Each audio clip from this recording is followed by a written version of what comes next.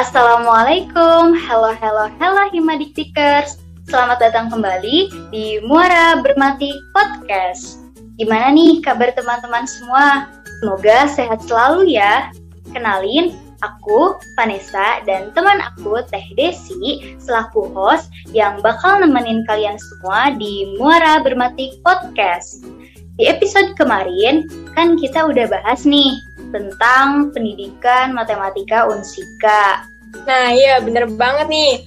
Buat teman-teman di rumah, udah didengerin belum nih? Kalau belum, didengerin dulu ya. Bener banget tuh teman-teman. Kalau di episode kali ini, kita bakal bahas apa nih Teh? Jadi, di episode kali ini kita akan membahas seputar beasiswa nih Teh. Nah sekarang kita kedatangan tamu istimewa loh. Siapa tuh Teh tamu istimewanya? Ada dong yang pastinya akan menemani kita di podcast kali ini selama beberapa waktu ke depan, di mana beliau berhasil lolos menerima beasiswa, kemudian beliau juga merupakan mahasiswa dari pendidikan matematika loh. Jadi pasti bakalan seru deh podcast kali ini. Wah, seru banget ya Teh. Nah, Teh Desi, apa aja sih yang akan kita bahas pada malam ini? Pastinya kita akan membahas bagaimana sih cara dapetinnya, terus tahap-tahapnya apa aja, dan masih banyak lagi. Oke, penasaran kan siapa nih kira-kira yang akan menemani kita di podcast kali ini?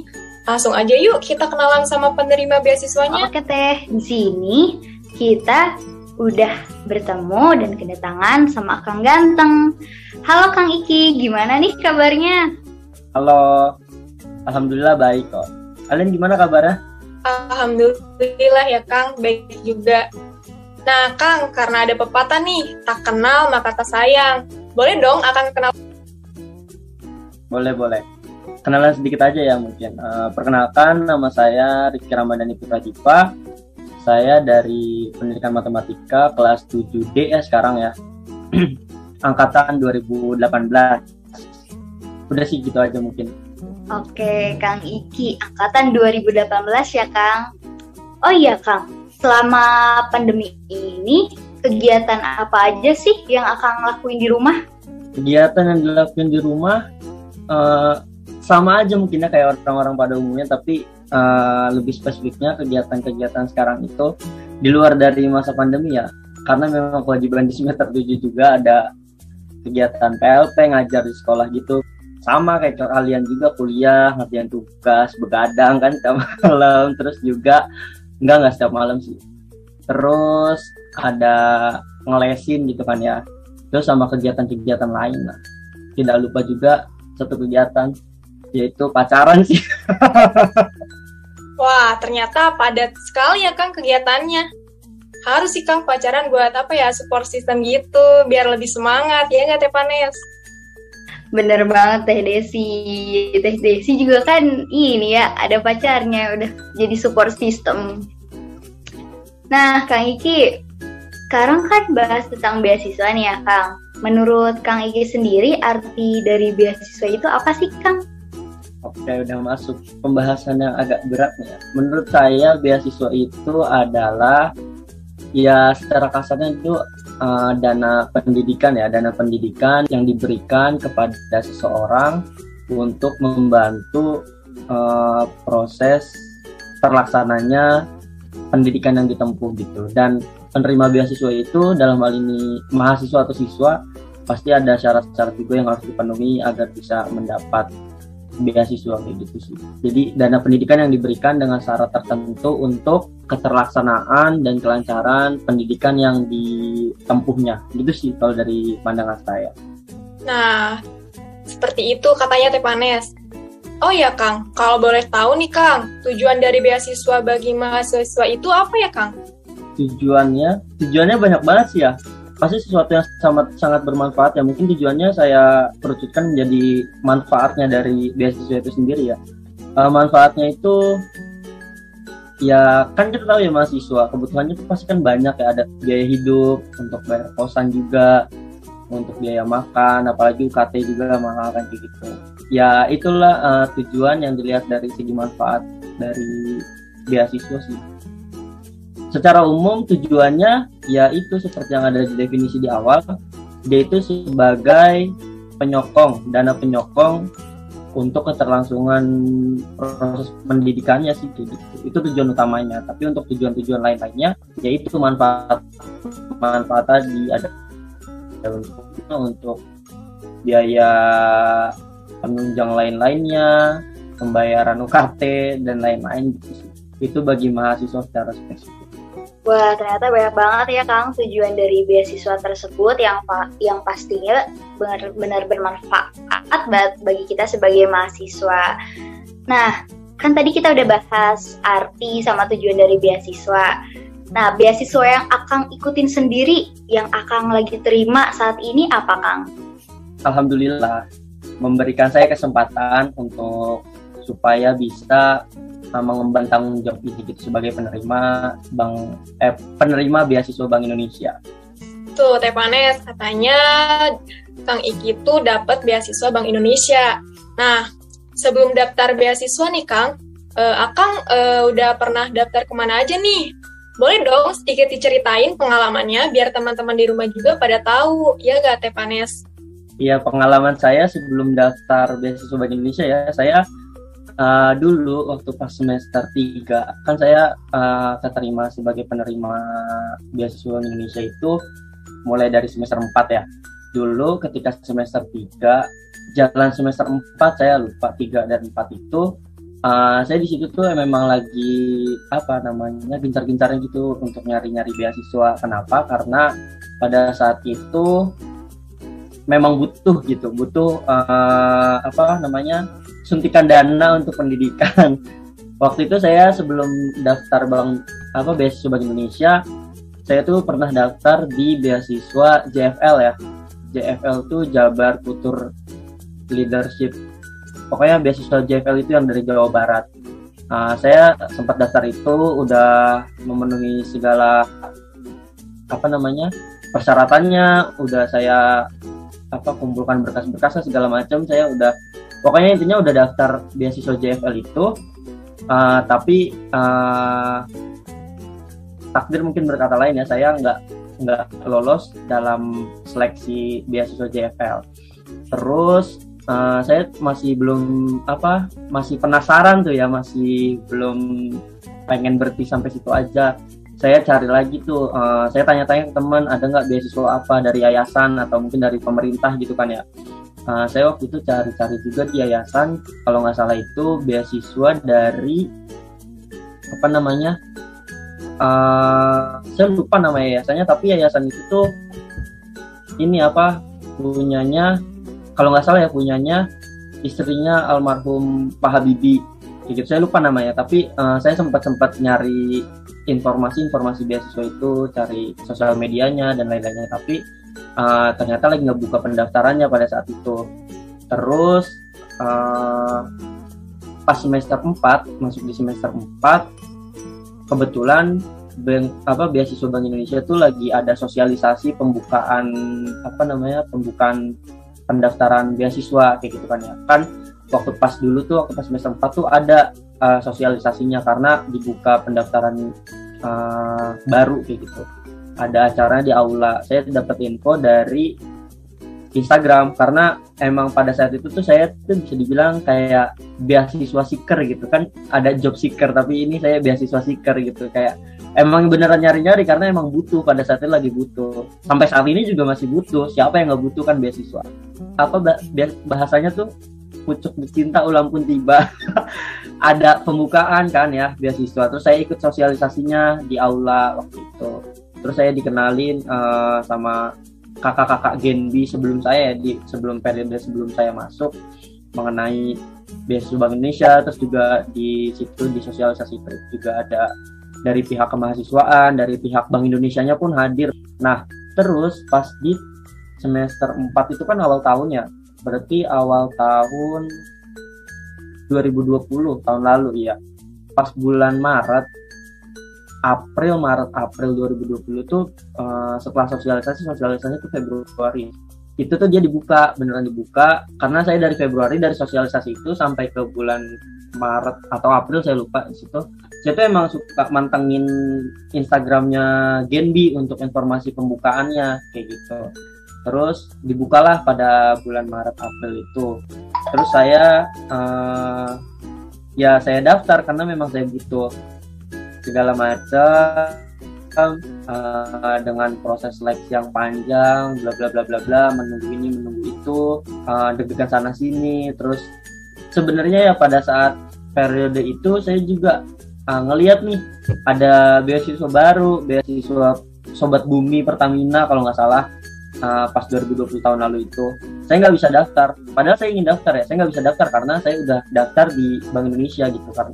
Karena yang udah daftar di beasiswa pemerintah itu kan nggak bisa double gitu ya, maksudnya yang udah daftar atau yang udah daftar tuh nggak bisa daftar lagi di beasiswa yang baru. Jadi di situ saya juga agak ragu gitu kan ya, kayak kalau misalkan nggak daftar takutnya nanti yang Bank Indonesia nggak ini. Jadi kayak di situ tuh kayak dilema, di sini gue tuh bakal ini nggak sih, nyanyiin kesempatan nggak sih, Sobat Bumi ini lagi buka tapi gue nggak daftar gitu. Tapi ya karena kekuatan hati, keren banget gak sih kekuatan hati, memantapkan diri ke Bank Indonesia, yakin, gaya banget dah pokoknya dah. Terus akhirnya ya udah keputusan Bank Indonesia aja. Alhamdulillah bulan Juni, Juni kalau nggak salah, Juni benar, pengumuman. Dan seneng banget, benar-benar seneng banget keterima di beasiswa yang bisa dibilang bergengsi gitu lah ya, Bank Indonesia gitu, siapa yang nggak tahu. Gitu sih pengalaman saya sebagai job seeker, beasiswa seeker, dan akhirnya alhamdulillah rezeki ada di Bank Indonesia. Pokoknya saya benar-benar terima kasih banyak sama pihak Bank Indonesia, sama teman-teman Genbi juga. Ya pokoknya pengalaman benar-benar paling yang disyukurin banget dah, karena emang ketolong banget sampai sekarang. Jadi orangnya pantang menyerah sekali ya. Kadang saya juga Kang, misalkan lihat informasi tentang beasiswa, di hati tuh udah ada niat gitu, mau ikutan tapi males, sampai keburu kelewat gitu tanggal pendaftarannya. Oke Kang, nah Kang ini sebagai penerima beasiswa dari Bank Indonesia ya, ada nggak sih Kang perbedaan beasiswa Bank Indonesia sama beasiswa lainnya? Dan apa alasan Akang lebih milih beasiswa Bank Indonesia daripada beasiswa yang lain? Oke, perbedaan beasiswa Bank Indonesia sama beasiswa lain. Jadi saya nggak tahu secara spesifik perbedaan beasiswa yang saya terima sama teman-teman dari beasiswa lain yang terima. Tapi secara kasar, secara fisik kelihatan lah secara kasat mata, bedanya beasiswa Bank Indonesia dengan beasiswa lain itu adalah kalau beasiswa Bank Indonesia itu penerima beasiswanya itu tersatu dalam komunitas gitu, namanya kan komunitas Genbi gitu ya. Genbi itu generasi baru Indonesia. Nah di Genbi ini, di komunitas ini, kita bukan hanya sekedar kumpul-kumpul penerima beasiswa, menghimpun penerima beasiswa aja gitu, nggak cuma sekedar branding Genbi, nggak cuma kayak gitu. Tapi di sini Genbi itu memiliki program-program gitu, dan itu juga salah satu kewajiban ketika menerima beasiswa Bank Indonesia. Jadi kita tuh dituntut diwajibkan untuk meneruskan sebagai frontliner sosialisasi dari Bank Indonesia gitu. Jadi tuh di Genbi ini tuh kita tuh sebagai penerus lidah gitu, penerus informasi dari Bank Indonesia ke masyarakat gitu. Jadi di Genbi ini seperti yang tadi dibilang, kita bukan brand aja Genbi itu, tapi tuh kami tuh ada program-programnya, di mana program-programnya itu berkaitan juga dengan terjun langsung ke masyarakat, terus juga berkaitan langsung dengan Bank Indonesia, terus ada program-program lainnya. Pokoknya intinya di sini adalah penerima beasiswa Bank Indonesia itu diwajibkan untuk aktif dalam komunitas dan melaksanakan program-program kerja kayak gitu sih. Jadi nggak cuma kita nerima uang terus ya udah uangnya kita pakai, tapi bagaimana kita menerima uang dan kita bisa bertanggung jawab akan uang yang kita terima kayak gitu. Ngerti kan ya? Jadi kayak kita udah nerima uang ya kita harus loyal dong terhadap yang memberikan kita beasiswa kayak gitu. Jadi dalam hal ini yang membedakan sih itu gitu. Kayak kami ada program-program kerjanya dan terstruktur secara sistematis. Terus yang kedua, alasan memilih beasiswa Bank Indonesia daripada yang lain, sebenarnya mungkin udah kejawab ya dari pengalaman saya. Sebenarnya kalau misalkan daftar dari beasiswa Bank Indonesia itu kan karena memang pada saat itu saya tertarik dan saya tertarik dan kebetulan sedang membuka pendaftarannya kayak gitu. Bukan menjadi satu-satunya opsi untuk saya pilih tanpa memilih opsi lain gitu. Ngerti nggak sih? Jadi kayak saya udah mencoba ini, saya gagal. Saya mencoba ini tapi nggak dibuka. Saya terus masih butuh, tertarik, dan kebetulan dibuka Bank Indonesia, ya udah saya daftar kayak gitu. Karena pada saat itu ya kebetulan aja gitu. Kebetulan Tuhan mungkin sedang ngasih saya jalan untuk bisa menerima bantuan gitu dari pemerintah gitu sih. Alasan memilihnya ya karena itu, karena memang lagi buka pendaftarannya, bukan karena saya dari awal nih pengen Bank Indonesia, enggak kayak gitu. Kalau misalkan saya rezekinya di tempat lain, ya mungkin saya juga pilih itu gitu sih. Wah, benar banget ya Kang. Berarti Kang Iki ini rezekinya ada di Bank Beasiswa Indonesia. Nah, syarat ikut beasiswa Bank Indonesia itu ada apa aja sih Kang? Syarat yang harus diikuti? Syarat ya, mungkin saya sharing seingat saya ya, karena udah dari tahun lalu, udah hampir 2 tahun, malah kan dari awal tahun 2020, sekarang udah akhir 2021. Syaratnya yang pertama itu udah otomatis pasti ada persyaratan IPK ya. Kalau nggak salah IPK-nya waktu itu tuh 3, berapa ya? 3, karena Untika kan akreditasinya B. Kalau nggak salah 3,25 atau 3,0 gitu. Pertama pasti IPK itu IPK pasti. Terus yang kedua itu syaratnya itu udah semester 4 ke atas. Kalau dari waktu itu, dari yang saya ya, seingat saya semester 4 ke atas. Karena semester 1, 2, 3 itu belum bisa daftar. Syaratnya harus semester 4 ke atas.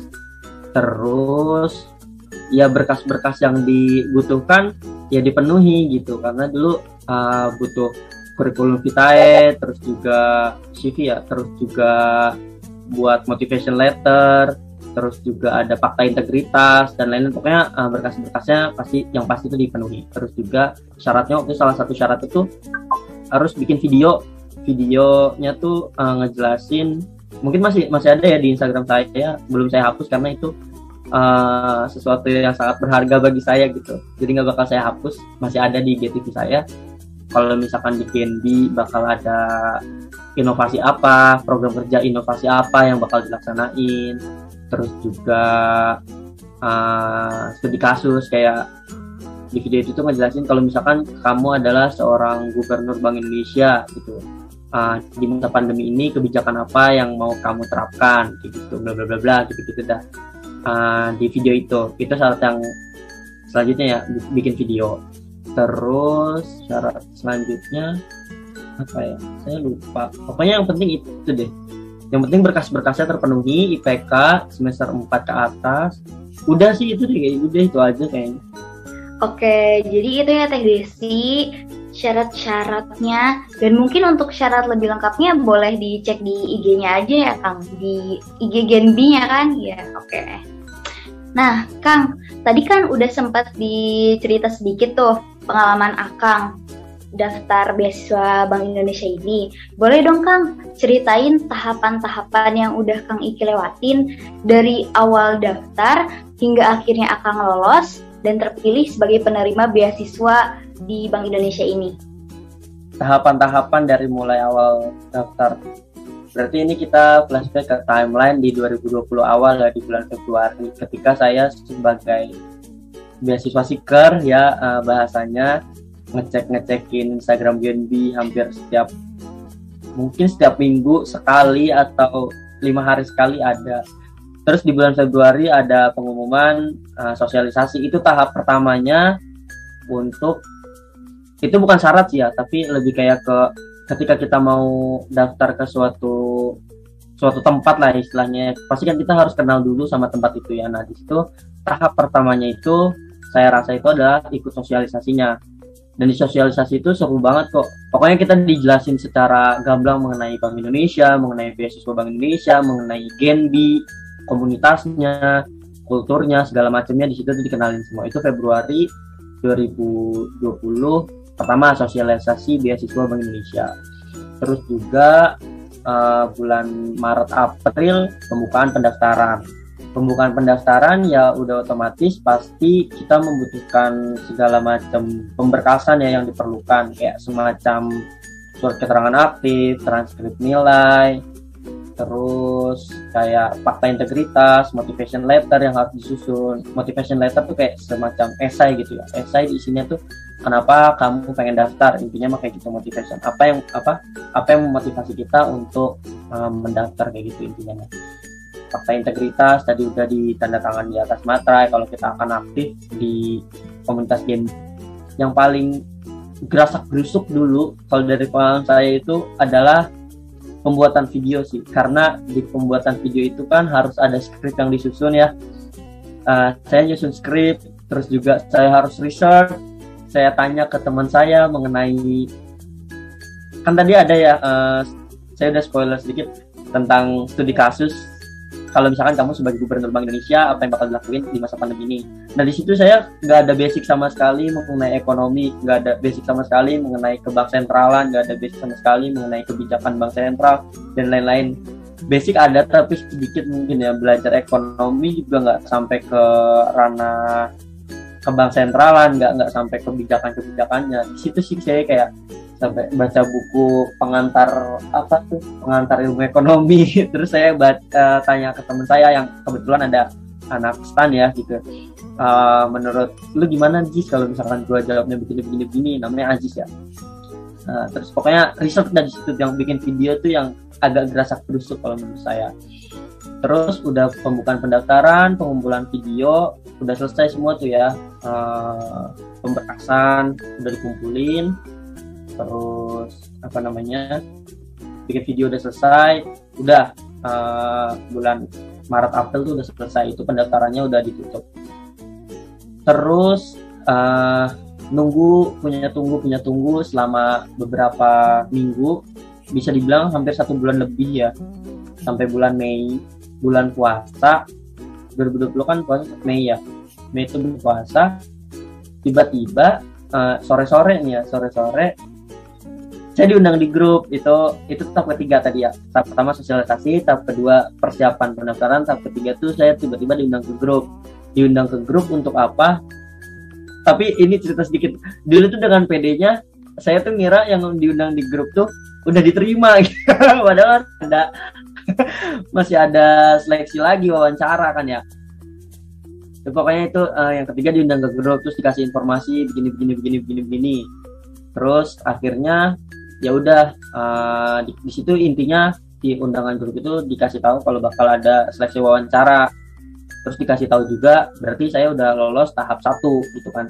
Jadi kan ada 2 tahap ya. Tahap 1 itu pemberkasan, pendaftaran yang tadi itu yang pemberkasan saya siapin. Terus yang kedua itu wawancara. Masing-masing tuh punya seleksinya masing-masing. Yang pemberkasan kalau nggak salah dulu yang daftar, katanya setahu saya ada sekitar 300 sampai 400 orang. Terus untuk pemberkasan tuh kepotong jadi sekitar 100 orang atau pokoknya sekitar 100 tuh nggak lebih dari 100 orang.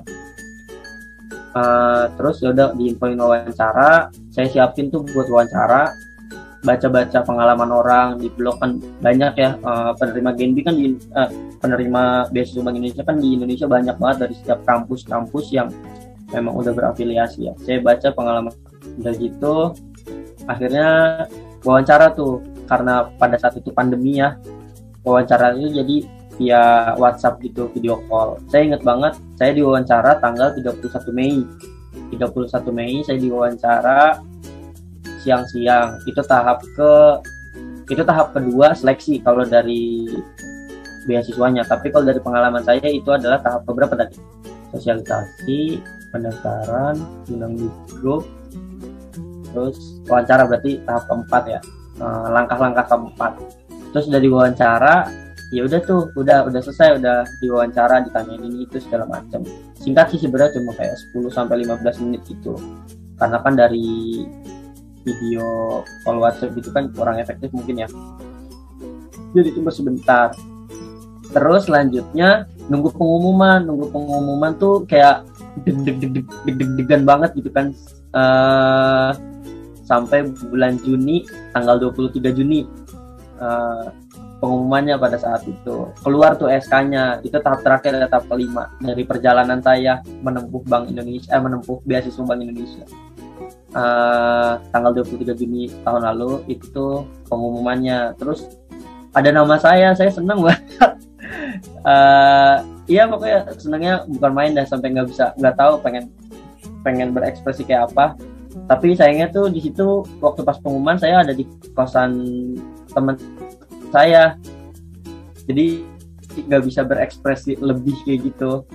Kalau di rumah mungkin udah teriak kali ya, karena emang seneng banget gitu kan. Cuma 50 orang gitu, dari tahap pertama sekitar 300-400 orang yang daftar, ke seleksi lagi sampai 50 orang gitu kan. Bukan suatu hal yang mudah gitu ya menurut saya. Jadi kayak ya itu suatu pencapaian bagi saya juga sih sebenarnya.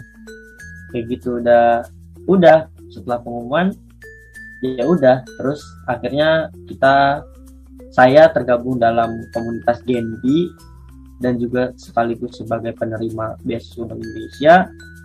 Dan selanjutnya ya tinggal menjalani kewajiban di GNB dan menerima hak sebagai penerima beasiswa, itu aja sih.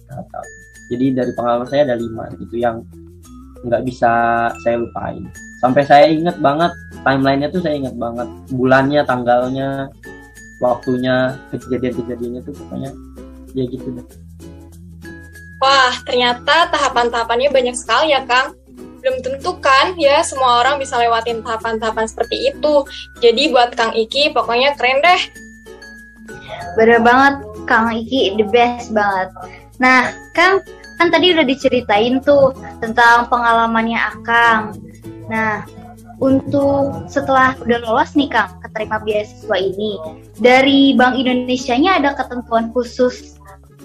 Ketentuan khusus secara spesifik mungkin nggak terlalu nggak terlalu ditonjolkan, tapi dalam beberapa semester, setiap pergantian semester itu tuh dari pihak Bank Indonesia dan kemahasiswaannya itu tuh pasti bekerja sama untuk merekap IPK. Jadi beberapa kali itu memang kami tuh di komunitas GNB itu ditanya IPK untuk direkap gitu ya. Maksudnya saya nggak tahu itu untuk apa, tapi mungkin kalau misalkan dilihat dari asumsi saya itu sebagai kayak parameter ini orang IPK-nya apa enggak nih setelah dikasih beasiswa, apa terjadi penurunan IPK, atau pasti kan di-compare ya karena hampir setiap semester tuh IPK tuh update kayak gitu. Mungkin di-compare gitu. Mungkin ini dari asumsi saya ya, kayak gitu sih. Mungkin jadi bisa dibilang khususnya ya IPK-nya harus dijaga kayak gitu. Tapi sebenarnya itu nggak perlu dikasih tahu, semua orang penerima beasiswa juga pasti tahu. Kalau didapat beasiswa dari apapun itu, bentuknya yayasan, pemerintah, apapun itu, dia tuh pasti harus jaga IPK. Terus syaratnya juga yang kedua, kalau ini secara jelas dan pasti karena ditandatangani itu tuh di atas materai, itu tuh fakta integritas kalau misalkan kita harus aktif pada komunitas GNB gitu. Karena harus ngebantu sebagai frontliner atau garda terdepan sosialisasi ke masyarakat mengenai kebijakan Bank Sentral, mengenalkan Bank Indonesia ke masyarakat dan lain-lain gitu sih. Itu udah pasti, itu syarat yang paling mutlak. Kami penerima beasiswa Bank Indonesia itu harus aktif dalam komunitas gitu. Dan juga di komunitas itu kan ya kayak komunitas pada umumnya gitu, ada program kerja, ada tujuannya, ada strukturnya yang jelas, kayak gitu dah. Jadi itu sih. Terus syaratnya bukan syarat tapi sebagai nilai tambah ya, ada prestasi yang didapat selama menerima beasiswa gitu. Karena waktu itu pernah di grup tuh di komunitas ditanya mengenai orang-orang yang dapat kayak prestasi, kayak semacam dia juara lomba apa gitu tuh didata gitu. Jadi mungkin itu sebagai nilai tambah juga kayak gitu sih. Jadi ada prestasinya gitu, jangan lu dikasih beasiswa begitu-begitu aja nggak ada perubahan ya kayak gitu. Jadi kayak ada IPK-nya naik, lu juga harus aktif di komunitas, terus juga seenggaknya nih nambah lah prestasi gitu. Bener banget ya Kang, pokoknya IPK tuh emang dibutuhin banget ya buat daftar beasiswa.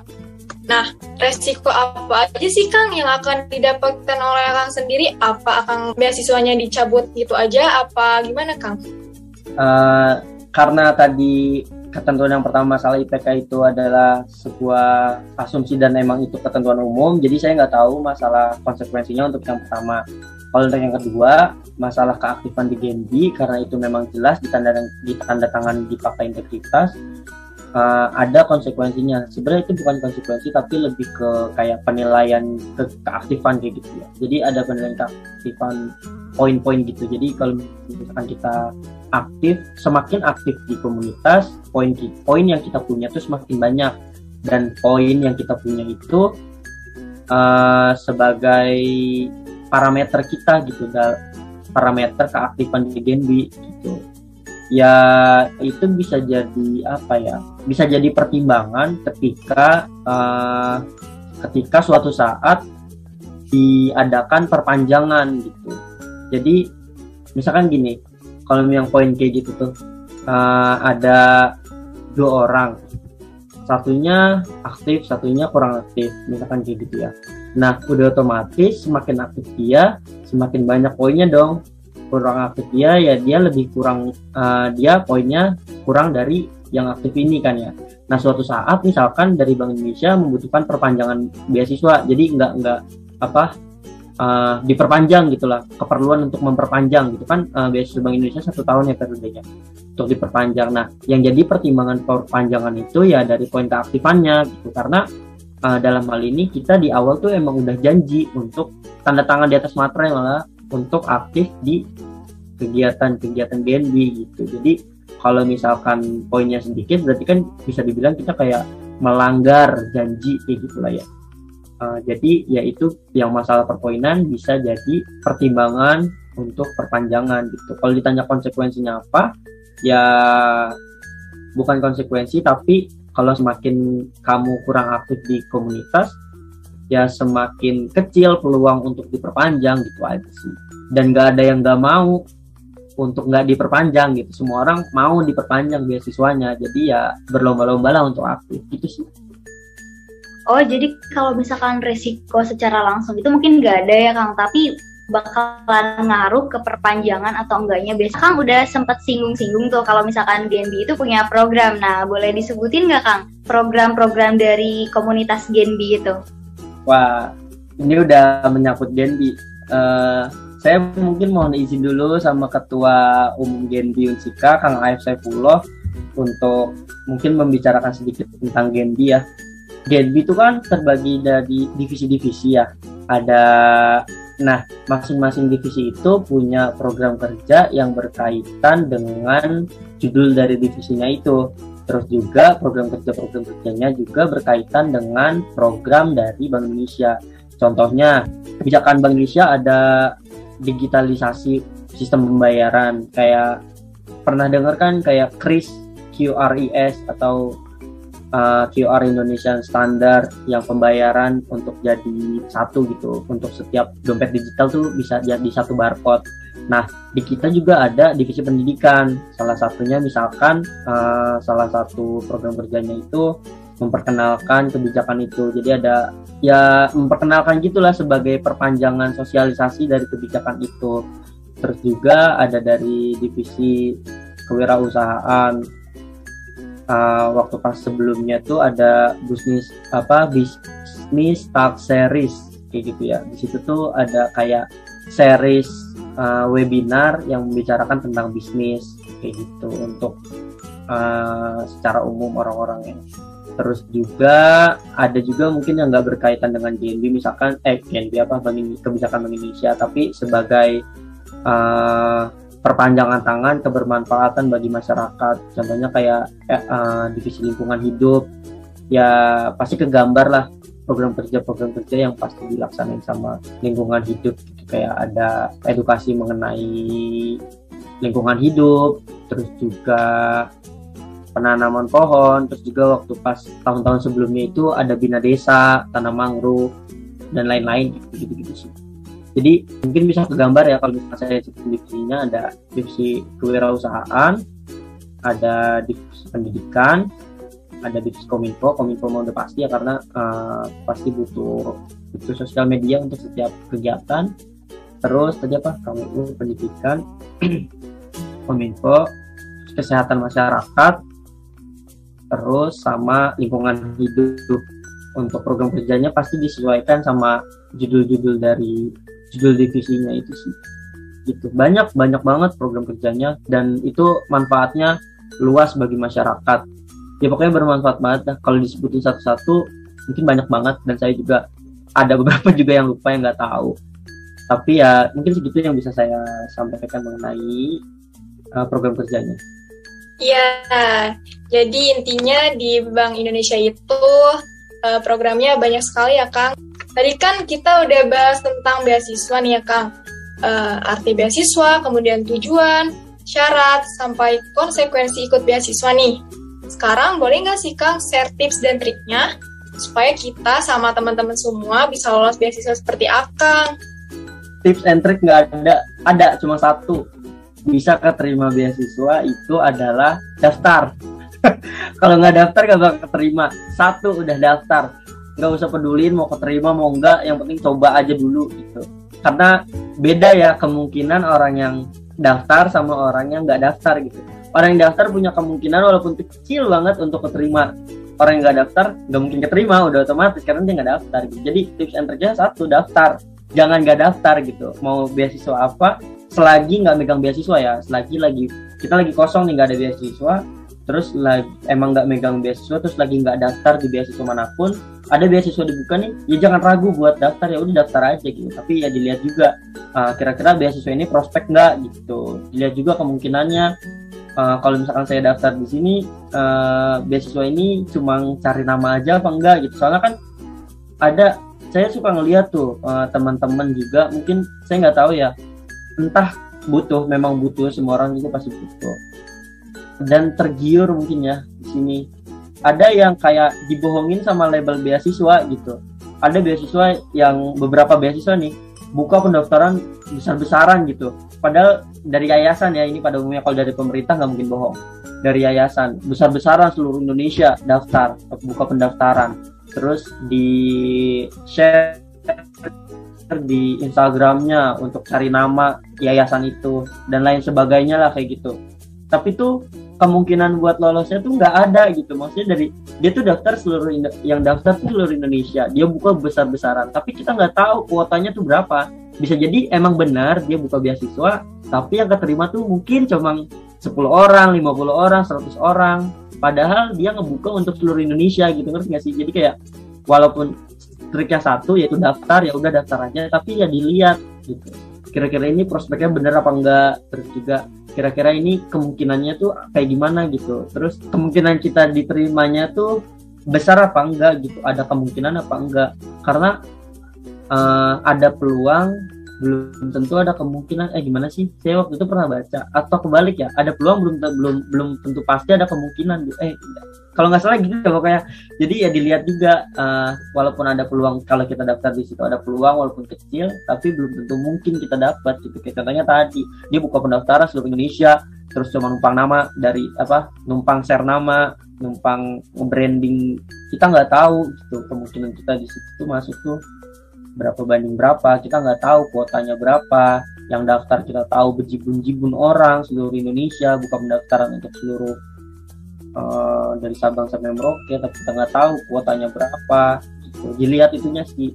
Tapi kalau tips and tricknya adalah daftar, terus utamakan daftar kalau bisa yang dari pemerintah gitu, bukan yang dari yayasan itu. Kita untuk daftar yang yayasan itu kalau untuk tambahan-tambahan aja, karena ada beberapa yayasan tuh yang membolehkan walaupun kita udah dapat beasiswa tapi kita boleh daftar lagi di dia tuh, ada beberapa. Nah itu tuh untuk kayak tambahan aja untuk jajan itu mah. tapi ya diutamakan yang dari pemerintah karena udah pasti gitu. Kan banyak lagi juga sekarang ya, dari setiap kabupaten, bukan setiap kabupaten, dari beberapa kabupaten itu mungkin ada ya Karawang, ada Karawang Cerdas, Jakarta ada KJMU, bahkan dari provinsi Jawa Barat juga ada JFL. Saya nggak tahu di kabupaten lain sama di provinsi lain, tapi dinas pendidikan sekarang udah info udah oke kok ngeluarin beasiswa gitu buat masyarakat asli domisilinya. Jadi itu tipsnya, daftar, jangan nggak daftar. Kalau daftar ada kemungkinannya, ada peluangnya. Kalau nggak daftar ya udah cuma pengen doang, bohong-bohongan. Oke, terima kasih Kang. Jadi triknya satu ya Kang, daftar. Aku jadi tuh sempat kesini juga nih. Ya gitu. Pokoknya utamain yang dari pemerintah dulu ya Kang, karena biasanya itu tuh peluangnya lebih besar lah gitu ya.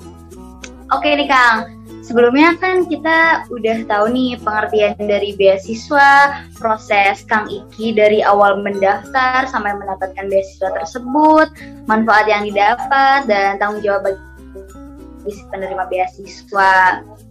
Nah, mungkin kita udah mulai ke penghujung acara nih, Kang. Gimana nih Teh Panes? Mulai udah tertarik belum nih buat daftar beasiswa kayak Kang Iki? Pasti semangat banget dong, Teh Desi. Aku juga jadi lebih semangat lagi buat daftar. Seperti yang kata Kang Iki bilang tadi. Aku mau ikutan jadi beasiswa seeker, ikut Kang Iki. Boleh banget, semangat ya Teh Panes. Dan untuk Kang Iki, terima kasih banyak nih Kang udah luangin waktunya buat sharing-sharing tentang beasiswa. Iya, terima kasih juga Kang udah sharing-sharing. Dan semangat juga Kang buat PLP-nya, buat kuliahnya. Makasih udah disemangatin, pasti harus semangat lah. Nggak semangatnya tetap harus semangat kan ya. Terima kasih juga, semoga beasiswa seeker yang memang benar-benar membutuhkan, semoga dipermudah ya. Amin. Nah, semoga teman-teman di rumah juga yang sedang berjuang untuk mendapatkan beasiswa bisa lebih semangat lagi ya. Wah, nggak kerasa juga nih, kita udah ngobrol banyak sama Kang Iki. Mungkin cukup segitu aja buat podcast episode kali ini. Nah, buat teman-teman di rumah, tetap nantikan podcast episode selanjutnya ya, dengan tema yang pastinya nggak kalah menarik dong dari episode kali ini. Nah, gimana nih Teh cara teman-teman biar tahu perkembangan dari podcast Muara Bermatik ini? Oke Teh Desi, buat teman-teman yang ingin mengetahui perkembangan dari podcast, jangan lupa subscribe YouTube Himadiktika di Himadiktika FKIP Unsika dan Spotify kita, Spotify Jurnalistik Himadiktika yaitu Muara Bermatik. Segitu nih ya teman-teman, jaga kesehatan dan jangan lupa 5M-nya ya. Wassalamualaikum, see you in the next episode. Bye-bye.